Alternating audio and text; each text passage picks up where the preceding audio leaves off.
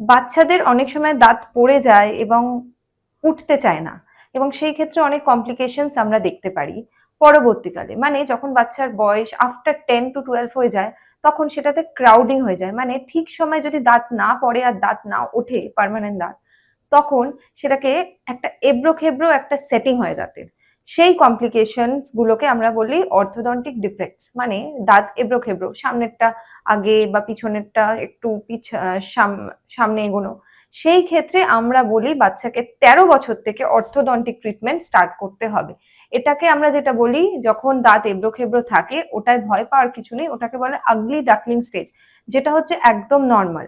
কিন্তু যদি দেখছেন যে অনেক ছোট বয়সে এই ব্যাপারটা স্টার্ট হয়ে গেছে আর ওটা ঠিক হচ্ছে না বা দাঁত উঠছে না, তখন কিন্তু চলে আসতে হবে এখানে ডক্টর প্লাসে আর দেখাতে হবে। কারণ অনেক ক্ষেত্রে এই পেশেন্ট গুলোকে আমরা আগে থেকেই ট্রিটমেন্ট স্টার্ট করে দিই for complete and beautiful smile.